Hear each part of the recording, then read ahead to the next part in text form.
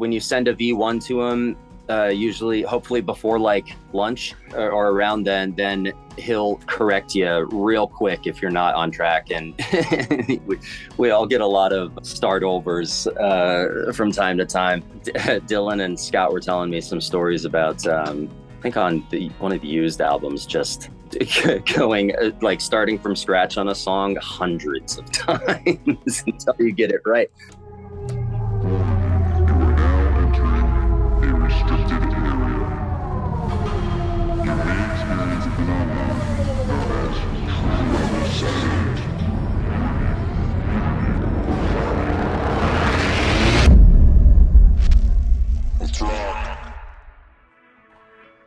Hey everyone, welcome back to The Record Process. This week we are joined by record producer, songwriter, and all-around talented guy, Mr. Cameron Mizell. Since 2003, Cameron has been making music with a number of chart-topping bands in the rock and scene world, including bands like Sleeping with Sirens, Woe Is Me, Memphis Mayfire, and even Machine Gun Kelly. But we called him here this week to tell us all about his journey and collaboration in helping piece together an album called Love Sucks, which is the 7th studio album by Canadian superstar Avril Lavigne. The album was released on February 25th of 2022 and features a wide range of artistic collaborations with people like Machine Gun Kelly, Black Bear, Mark Hoppus of Blink-182, Travis Barker, also of Blink-182, and of course, artist and co-producer Mod Sun. Cameron tells us what it was like to get the call from legendary rock producer John Feldmann to come and assist on this album and what the day-to-day looked like inside that camp. It's a fascinating peek behind the studio curtain, so don't go anywhere. It's coming right up after this.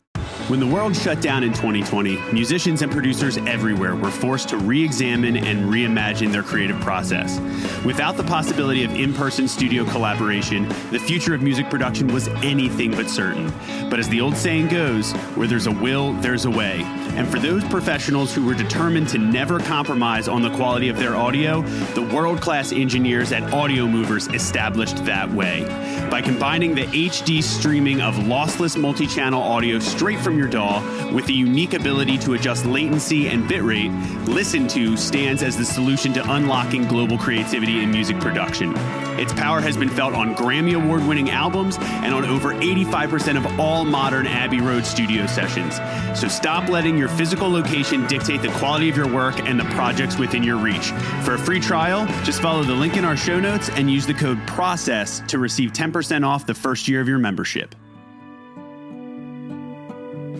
Listen, if you're an artist or musician still struggling to find a better way to distribute and promote your music, and you haven't checked out DistroKid yet, then that needs to jump straight to the top of your to-do list. We are proud to have them back with us for another season of The Record Process, primarily because they, just like us, are committed to empowering and supporting independent artists like you.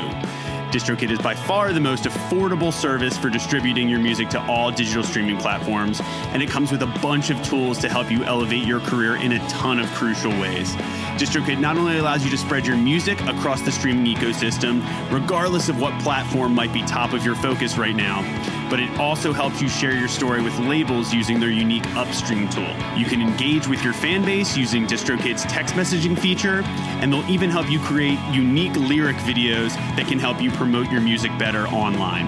As a Record Process listener, you can get 30% off of your first year's membership just by heading to the show notes and signing up using our affiliate link there. And remember, we always love hearing what you're working on and how tools like DistroKid are helping you create some incredible moments for your fan base. So please don't hesitate to share them with us. And now, here's our interview.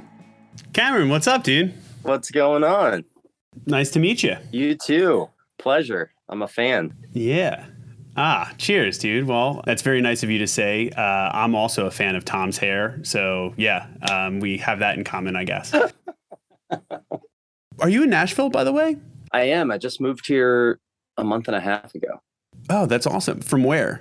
I mean, technically all over, like all throughout COVID, we were just Airbnb hopping and going for broke. But we moved from 5 hours away in North Carolina. Oh, interesting. So has the studio been kind of like moved wherever you move, or what's the deal with that too? Because we'll touch on a little bit of that as well, just because Tom and I were talking, and obviously like do a lot of like sound design, like a bunch of those packs that are very much and have been on my radar anyway. So that's why this is nice to finally like connect those dots a little bit. But I was curious then, like, where's the physical space and or is it more of a, a brand for you in that way? I did the space thing, 3 different spaces, own these properties, and it was really great. But I did start realizing like the space is kind of wherever I call it. So, it goes with me, and I kind of just find a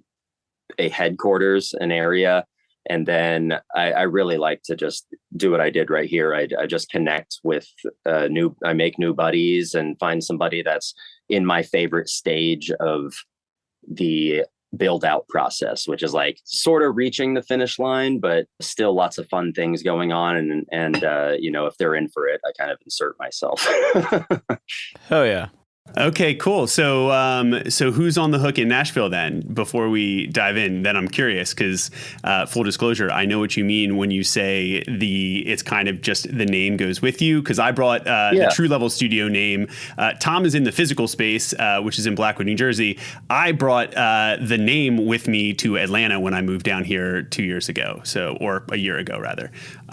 So I know that predicament and mindset pretty well recently. So where's the physical spot now and what's happening with that? I'm in Hermitage, 10 minutes out of Nashville. And it's a facility a group called Classic 77 Creative Co. And the owner's name is Matt Backness. And they had they're basically nearing completion of this large warehouse facility with dedicated to content creation. So they've got a Studio A, a Studio B, podcast studios, lots of sets, infinity walls, photography rooms, and then this entire one extra wing out of 5 that was just open, and they didn't know what to do with it, and I came in the right time, so they're letting me run my gig out of here and also bring in some of my buddies as well. Oh yeah, dude, that's amazing. I love that. It's so interesting. I've seen even some people that have been on the show recently, and plenty of friends of mine and Tom's that move around and are always trying to resettle. If you're familiar with Steve Evans, who we've done a lot of our Wonder Years records with, he was also on the show this season, and he just recently did the coast to coast move back home from LA after being out there for 20 plus years. Yeah. And he ended up in a spot that had been inhabited by a bunch of other guys in our world. And so it's always really interesting to see how things serendipitously get passed off in timing. So that's awesome that you came in and found a nice home that had an opening like that. Congrats on that. That's exciting. Thank you. It's been a magical experience moving here. And it started off as a very stressful surprise thing that we decided to do. So the buddies I've made, the new people I've met are just incredible people, and everyone's been really helpful in helping me settle in. Hell yeah! Well, that's so good to hear. I know. That's always important, and I think that actually kind of transitions really nicely into the big points that we wanted to have you on to discuss in terms of making new friends, new projects, and how that all comes about. Is your work on a pretty darn big release recently, the new Avril Lavigne record, Love Sucks. Yeah. And so you had a hand in a number of things in that, and it seems from what I can tell, it was obviously a pretty large production, a lot of cooks in the kitchen, a lot of notable named cooks and signature chefs as well. We wanted to, because you've done a number of records over the years, right? So you've been very busy, specifically for anybody that might not be familiar with some of those Chango packs and some of those worlds, right? You should definitely go check them out. But a lot of the records that they were featured on and I assume were born out of were pretty large, staples in the rock and metalcore world, right? So this is a bit of there's obviously crossover on an Avril record like that, but you've had a really long career doing records kind of start to finish, and I thought it was actually really interesting when we got talking a little bit about what record and you might want to chat about on the show that you mentioned you had kind of a very specific, I believe maybe remote in some ways, hand in this record. So we wanted to talk with you a little bit about that. Yeah, it was all in person. I spent about a week in person with the team, and it was kind of random too. Feldmann just called me up, and then a couple of days later I was flying out there, and I mean it was just overall just a magical experience, and Feldmann is, I look up to him so much, and I think I didn't realize just how much of an idol he was to me growing up until I was working with him, because I got really starstruck and I wasn't expecting it. You're talking about John Feldmann of Goldfinger fame. Do your homework. If somehow you lived under a rock and never played Tony Hawk Pro Skater, God help you.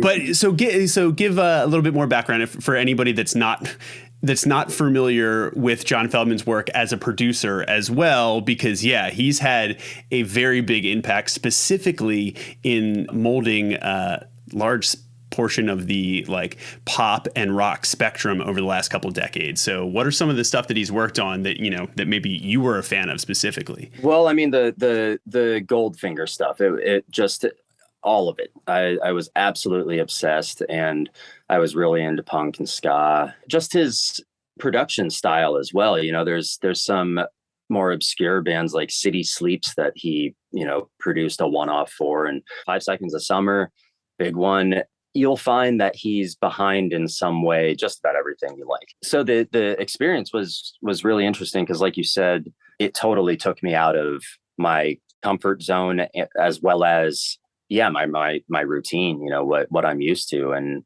it was so incredibly helpful because it gave me an example of a standard for incredibly talented and successful artists. What is the standard? What is this process? And I was able to have a little validation along the way. I'm like, okay, these are things I do. And then also learn his process. Yeah, it was a big team, a lot of people on it, just insanely talented people. So inspiring as well as intimidating, and driving to be in a room with all these people. And at one point Avril, Mod Sun, Feldmann, Dylan McLeod, just absolutely incredible people. So yeah, I mean, I learned a ton through that experience. So you got that phone call. Feldy calls you up. The caller ID says Feldy, I assume, because you're like, how is the number already in my phone? John Feldmann would make that happen. So I assume it says Feldy, and you pick up. What does that initial conversation sound like and look like? Does he give you hey, I'm looking for someone like this, or your name came up, or, and then do you start to walk through what he might, want you to take on? Or do you wait until you kind of get out there and are all in person? We go back a little bit. We've talked numerous times in the past. We've worked together in the past, did quite a bit of track building and co-writing on instrumentals, full tracks, years and years ago. At that point, he was asking if I wanted to come out and kind of be the keys to the car kind of guy. I was honored, but I just had this insane schedule, and impromptu move to LA didn't seem realistic for me. I was in Arizona, so I don't know why, but it was also a relationship thing. When he called, he actually was calling. We've always had a relationship that's kind of like a buddy, producer buddies, and but he called and was asking if I knew any Pro Tools wizards. He was looking for a Pro Tools wizard, and I'm kind of thinking, I'm like, well, that's me. I'm obsessed with you, man. I want to work with you. Let's do this. So he's like, well, come on out. Yeah, it was kind of surreal. There was no really planning. He's just like, let's work on some Avril and 5 Sauce. Come on out. I did, and then just got right into it. Not much planning, not much description before coming out. Just hopped right in. Just blindly going in. Love it. Just, dude, get up here. And you're like, sounds like a fun time. Let's do it. Yeah, literally first day, Avril comes busting through the door. Just a joy to be around. Just all completely surreal. But it was such an amazing experience. Once you did kind of get into it and you're like, oh, so, okay, I'm here. We're just we're just going, right? There's no lead in, there's no introduction 101, this is what I think we're going to do. You just kind of get dropped in. And you mentioned, use the phrase, a keys to the car type guy. I'd love for you to unpack that and what that meant from a process standpoint. So he was looking for a Pro Tools wizard, right? Which is, if anybody knows anybody that's worked for him, it's about speed, and some great people that have worked with him have come out and gone on to do really big things. And I think that's probably part of it. What does that look like? And what are you kind of tasked with? Let's just take it like day one. Where are you at, and what kind of stuff are you facilitating in the workflow as the keys to the car kind of guy? The keys to the car thing was back when we had first started talking many years ago, and he was looking for his Dylan McLeod. So he's got Dylan and Scott, and they're just incredible. So it was interesting to meet the people that many years ago I was, being asked to fill that spot. But this project was specifically just like, come help out with some writing. And basically the goal, there's not too many specifics either. Usually the goal is 1 to 2 songs a day from maybe a demo vocal chorus and acoustic guitar that John would write in his bedroom every morning. And we'd start there, and we'd want 1 or 2 songs a day. And the goal is really, sometimes there's genre goals, but ultimately it's like, just make the shit sound cool, make something fucking cool. Yeah. Right off the bat, I was doing something that he does a lot. I was building a track that is very obviously an ode to another hit song. So we were doing some Weezer style tracks, and there were some demo vocals that Avril had already laid down. So basically all of us we would take on individual songs or tag team the same one, and kind of just take a vocal and acoustic guitar and just start building the song based on a little bit of guidelines.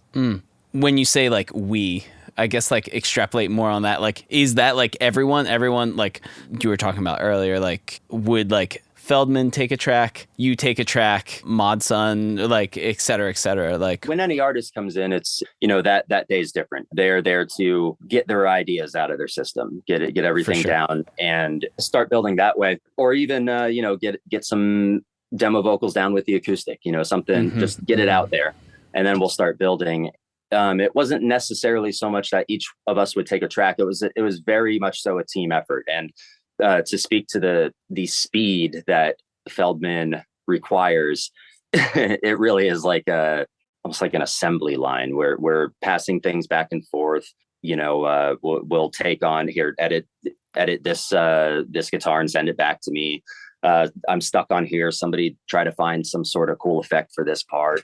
Different people would take on, a demo mix at the end of the day. The 4 of us, actually Scott, Dylan, myself, and then obviously with the idea starting with Feldmann, we would tag team it the whole way through. Wow. And again, because this show is the record process, we are going to nerd out a little bit about what that workflow actually, how it happened and how it came together, because it's so easy. And I know a lot of guys will fly something, and the records that we've done, sometimes we will take somebody else, okay, cut this track, now you go edit drums while we're moving on to the next one.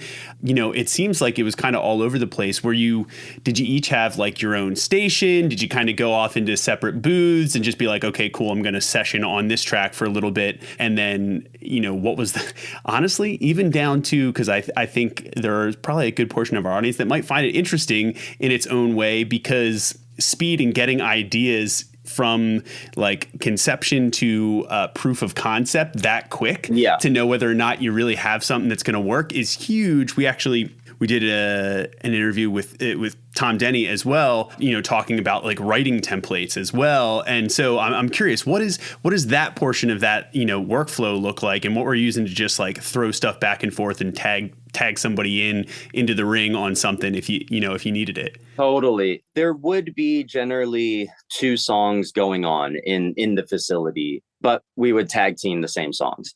So he's running a really cool setup. I really love it. It's just this vibe. Like everyone is, well, it's the Feldmann vibe. Everyone's just amplifying the Feldmann vibe, which is like fucking grind, and make cool shit. So everyone's in this zone, and he's got one room with like that can fit up to like 6 full, rigs. And generally we'd start things in there. The 3 of us would be in the room, me, Dylan, and Scott. Well, specifically, one example, one of the days Feldmann sent me the acoustic demo, just him in the room playing some ideas, and then with a vocal. And then he asked me to track the guitar part correct, the cool way, do it right, and then arrange most of the song, and then re-sing his demo vocals, edit them up, and then start building a track that is in the ballpark of this playlist that I sent you earlier. Oh, wow. Okay. Very interesting. So you were taking, and I kind of love this too. Like he's guiding you based on a list of inspirations, right? So like a cross section of some stuff for y'all to listen through. Is that kind of how he tends to speak a lot of times when approaching like a certain track and knowing that you're shooting for a certain vibe when he's writing, or was that something new? Yeah. He made multiple playlists, and when you send a V1 to him, usually, hopefully before like lunch or around then he'll correct you real quick if you're not on track. And we all get a lot of start overs from time to time. Dylan and Scott were telling me some stories about, I think on one of the used albums, just going like starting from scratch on a song hundreds of times until you get it right. Not to mention just the going off a tangent. On the Avril Lavigne, between the whole team, there were apparently over 200 songs written for this, and I have to hear quite a bit of them. And some of them end up getting kind of Frankensteined as well. But yeah, we have stations, and I would start with the vocal. I did a lot of vocal tracking, demo vocaling, and then also performing the parts. So basically, he would send over an idea and kind of turn us all into one-man bands. And then when there's something that, for instance, I'm not great at soloing, I can put one together, but it's going to take me a really long time. So if I needed this one, then I would send it over to, Scott. Okay. Mm-hmm. Gotcha. So you got your lead guy in your back pocket. You're like, we need some jazz on this. Let's give it to me. Totally. And if they needed a vocal, then they would hit me up. That's very interesting. So that was probably also kind of part of the prerequisite too, is John was looking for somebody that he knew could one-man band it, that he knew could take an idea and just before lunch be like, here's a version 1 of like a rough bones sketch of it. Yes.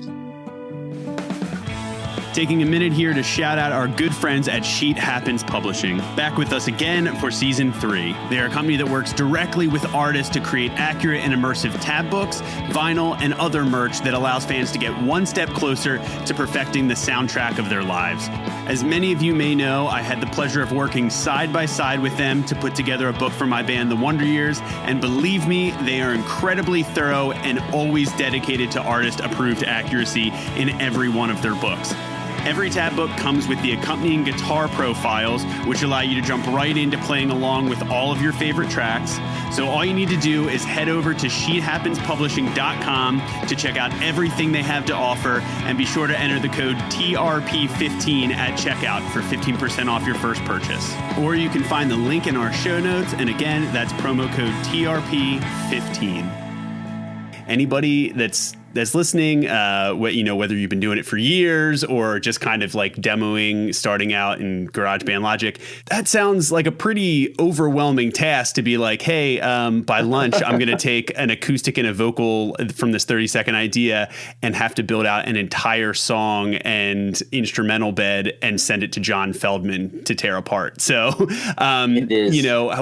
Yeah. So I guess, so what you need to shoot for before, what would those demos feel like? How far would you run with them? Like, are we talking about too? Because again, talking back to so many of the effects packs and samples or whatever, it's like, things can get kind of nuts, but I take it you're probably not throwing in layers and layers of ear candy, that you're probably just building like a bare bones demo, or how far would you get with that to sell an idea? It was a tremendous amount of work.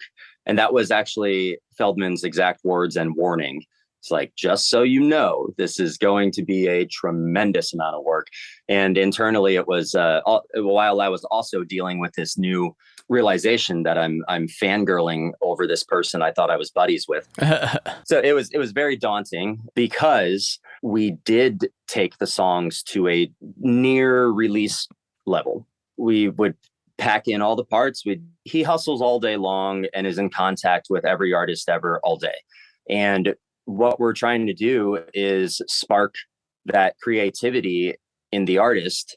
And it's, if you're dealing with high caliber artists, a shitty little demo isn't going to cut it. You know what I'm saying? We all really want to hear damn near completed ideas, I think, to, if we're going to get inspired by anything. And if it's a vocalist he's speaking to and essentially pitching a full song or instrumental, then it's really got to be sounding cool as fuck to get the creative juices flowing. Right. So he doesn't like to leave a lot to the imagination. No.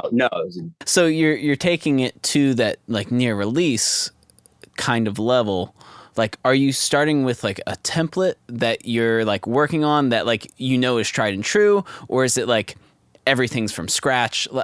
What facilitated you personally, and then I guess y'all as a team, creating these demos for the artists? When I say release ready, also I should pull that back a little bit. That's a little extreme. Mix ready. They're good sounding. Yeah, some of them, man, we'd get pretty close on some of them. It'd be, like, this sounds pretty fire already. But Feldmann and his team, his process is basically like set it and forget it. If you find a sound that's cool enough for any instrument, whatever it is, or just, literal sounds, like if the audio you're working with, the sounds you're using are cool enough, you shouldn't have to fuck with them too much. So you set it and then you move on.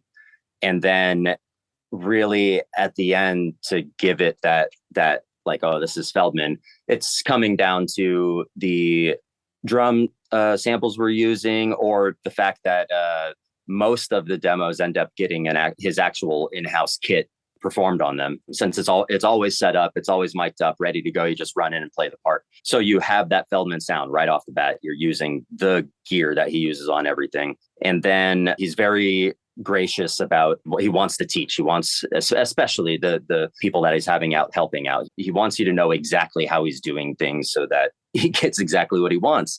So the master chain helps very much. And it really just becomes a level thing. You level things out based on what you love hearing from Feldmann, and then I'll give some critiques. And I guess there's a bit of template work there. If you're talking about pulling in a couple of chains, yeah, there's a bit of template work. We're using the same plugins for the vocal chains. Yeah, so that's what really facilitates that and makes it easy. Not easy at all. What makes it easier? Yeah.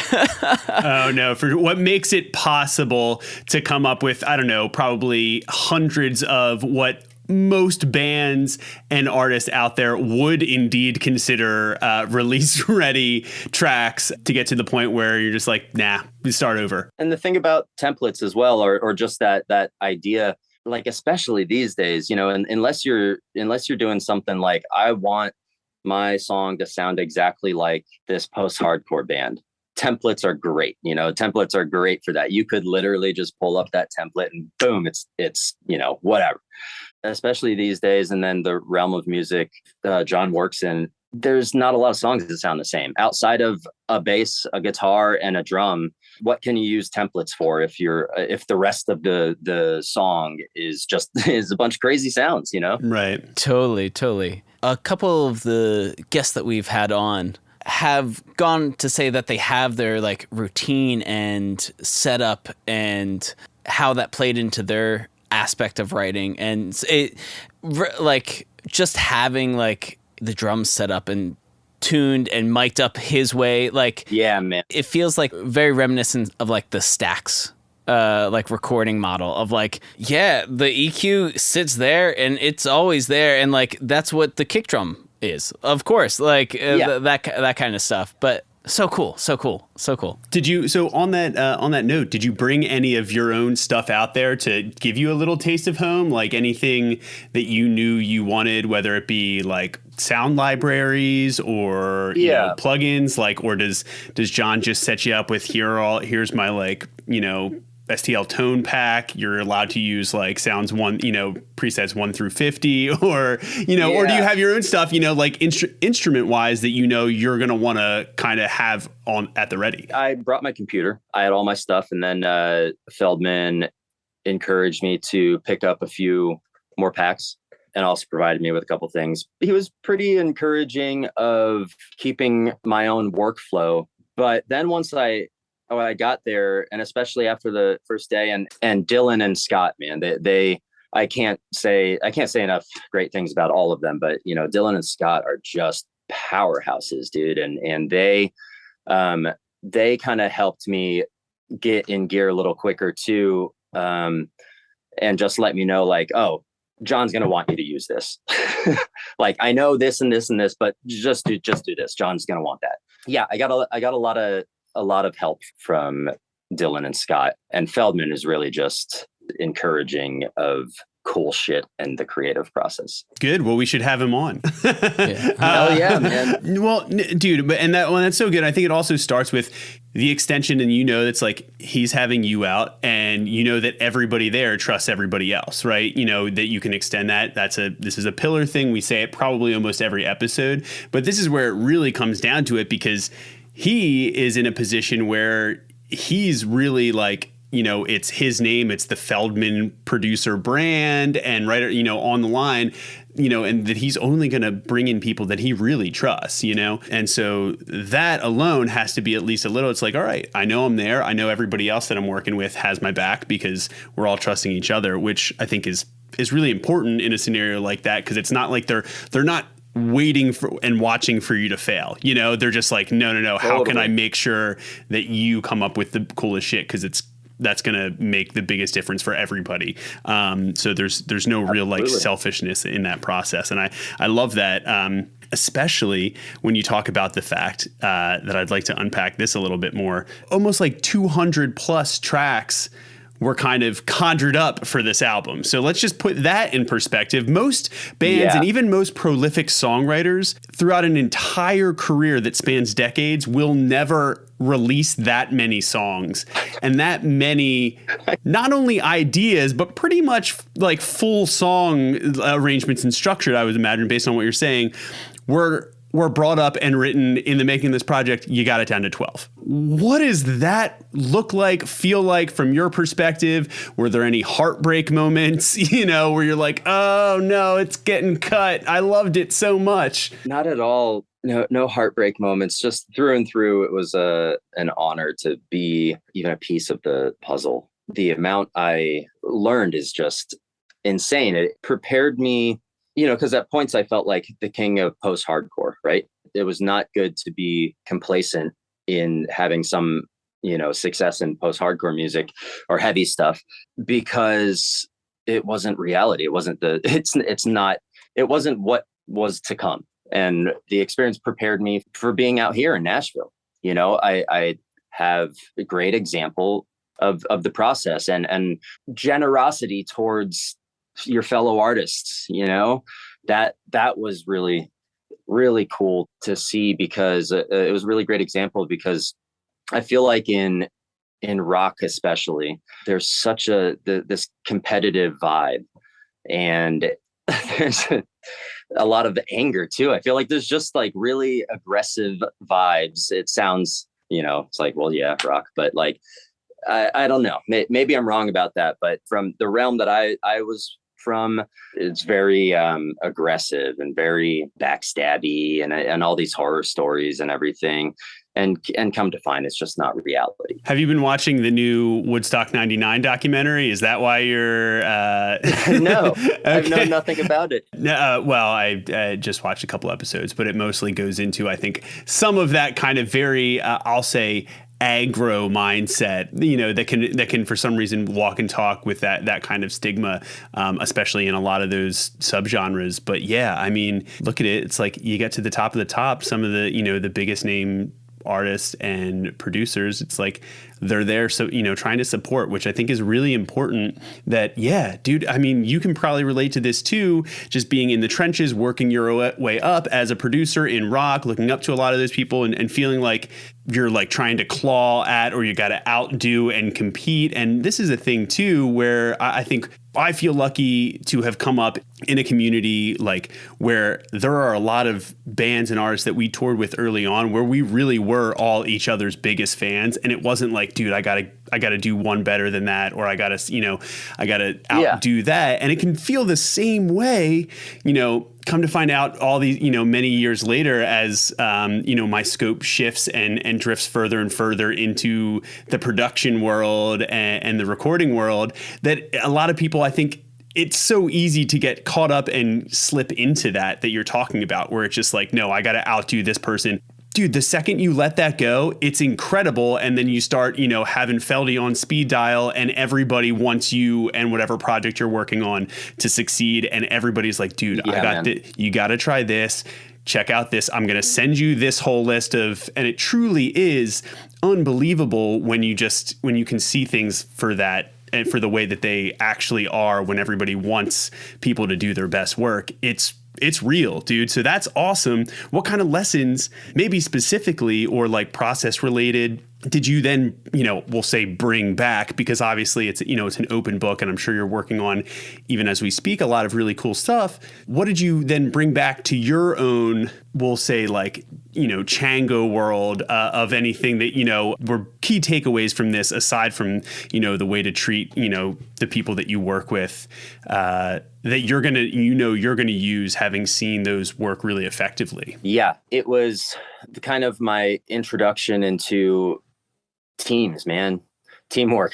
And I've carried that on here in Nashville, and Andrew Bayless has just been amazing to me as well. We're teaming up on some projects, and he kind of furthered, he's been introducing me into a lot of rock and country writers, and it's kind of like the evolution of what I learned with Feldmann, or got comfortable with Feldmann. And really what I took from that experience from Feldmann was, I came back home and I really had to assess what the fuck I was doing and how I was doing things and what's good, what's not. I did a complete kind of start from scratch. I wanted to just do a complete start from scratch and remove anything that I have possibly flat out learned wrong. It made me realize how fucking talented people are, and not in a competitive way. It's not competition. It's like there are so many insanely talented people out there doing exactly what you're doing, or similar things to what you're doing, and they are resources. These fellow artists and producers, musicians, whatever, you name it, they're resources and they're buddies, man. I was very humbled, but also just swift kick pushed forward. The way that Feldmann treats his artists too, it's, I've always taken pride in being a very kind person and obsessing over this thing that is so special to this artist. I get it. I am an artist. I understand these things. I understand that it's the most important thing in the fucking world, and nothing else touches it.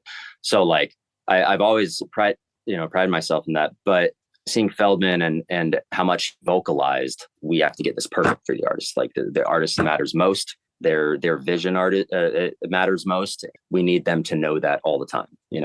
That it was really cool to hear that stressed. Dude, so powerful. What an incredible, isn't it funny too that And this just rings truer and truer as each day passes with all the stuff we're doing with the show and, you know, whether it be in our own individual worlds, how incredible it is that the line between, you know, like mentor and collaborator and just, you know, friend will blur more and more as you just let it do so. Yeah. And I think this is an incredible example, a really powerful example that you've shared with this and working on this record. And yeah, I mean, I think it, you know, it did incredibly well by her. And that's also a reason people come to people, you know, and producers like John, because he has, and I think this is the other key takeaway. If, you know, it certainly like, you know, throws up a bunch of flags for me when you mentioned it, you know, but taking the idea away from someone who's had years to refine their chosen process as a producer like Feldmann has,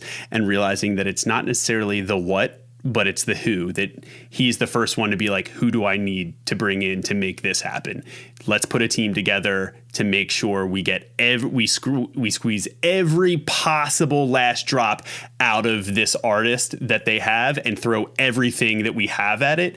And that's incredible. And that's a high honor too, just to be included in any team like that. But any record, you know this as well. There's no way it's just ever been you on any of those Memphis Mayfire records, working with bands like Sleeping with Silence, right? Where I would venture to guess, even though we'll have to do a part 2 of this and dive into one of those, that it's not just you sitting there for start to finish. Now you're probably, you know, you have a hand, you're guiding, you're doing most of, you know, a lot of that heavy lifting, but there's probably been at least somebody else in there, right? As part of those teams. Oh, for sure. For sure, man. And a really great example of that you just mentioned is Memphis Mayfire, and the powerhouse behind their music, their instrumentals, anyway, is Kellen McGregor. And that it's been really cool with him because when he came to me with these demos, we joked, we connected and laughed about the fact that we both started on Acid Pro, Sonic Foundry Acid Pro. And but that was the extent. Like, I was already off on Pro Tools and doing my thing. He was hit me up about, you know, working together, and he was on Acid Pro. And in the time that we've worked together and done all these albums together, every time he would bring in more prepared for me. And I would give him my sessions after I was done. I would give him everything, and he'd study all these things. And every time he'd just come in with more and more prepared, and it would just get more and more impressive. And, you know, by the third album we all did together, it was like, you know, we're pretty much like we're co-producing this. I mean, you're bringing in so much here. And then this last album, it was his time to shine. He handled the instrumentals. I handled the vocals. We involved more people on the team to speak to the conversation we've been having. We brought in, you know, Cody from Wage War, help with vocal writing, expanded the team a little more. And now we have clearly Memphis's best album ever. You know? Yeah.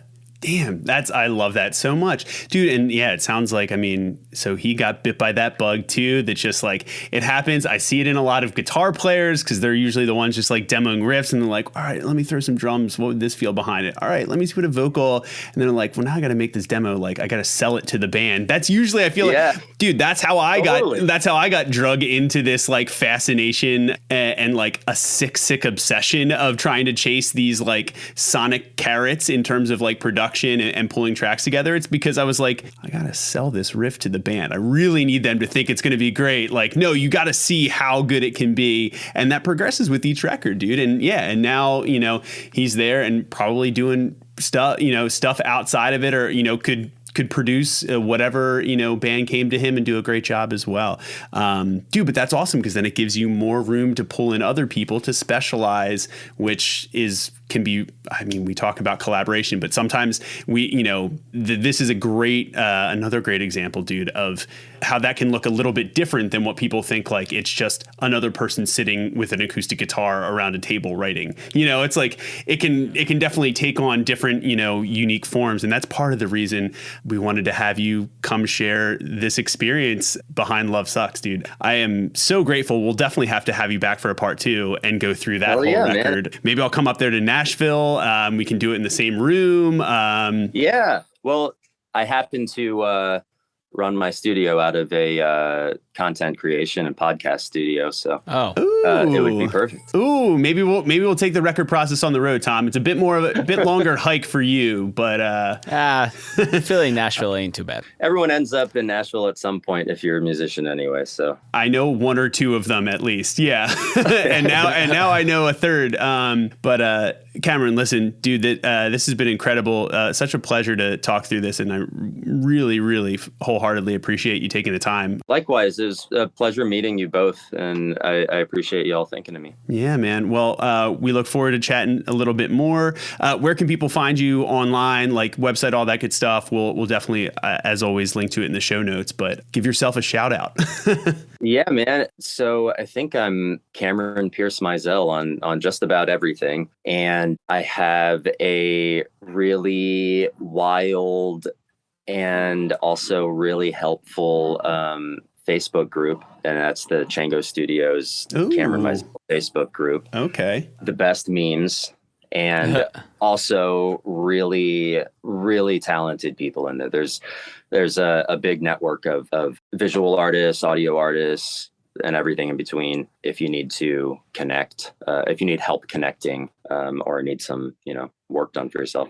That sounds right up our alley. Tom. Yeah. Well, that's amazing. Well, we'll definitely make sure to link to that, and anybody should check that out if you're interested. I know I'm going to, because I didn't know that was a thing. Maybe I'll try and hop in there. But dude, thank you again, and enjoy the rest of your day. We will talk to you soon. You too. Thanks, guys.